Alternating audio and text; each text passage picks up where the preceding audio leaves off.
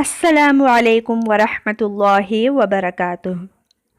آج میں آپ لوگوں کے ساتھ ایک بہت زیادہ اچھا وظیفہ شیئر کروں گی جو کہ ڈر کے بارے میں ہے، خوف کے بارے میں ہے کہ آج کل انسان بہت زیادہ ڈپریس ہو گیا ہے۔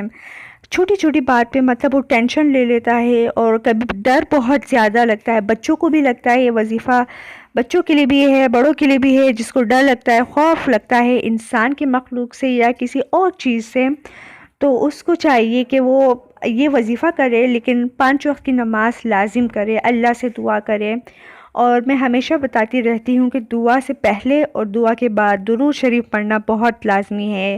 یہ آپ کی دعاؤں کی قبولیت کا ذریعہ ہے۔ درود شریف بہت زیادہ لازمی ہے۔ استغفار ضرور پڑھیے۔ اور جو وظیفہ جس کے بارے میں آپ کو بتا رہی ہوں، یہ ویڈیو جس بارے میں ہے وہ تھوڑی ہی دیر میں آپ کی اسکرین پر شو ہو جائے گی۔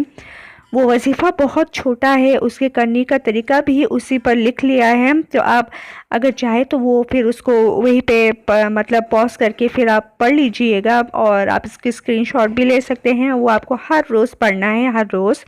یقین مانیے کہ آپ کا جو ڈر خوف ہے بالکل ختم ہو جائے گا، دل اتنا مضبوط ہو جائے گا کہ آپ کی سوچ ہے۔ یہاں پر یہ وظیفہ آپ کو شو ہو گیا ہے۔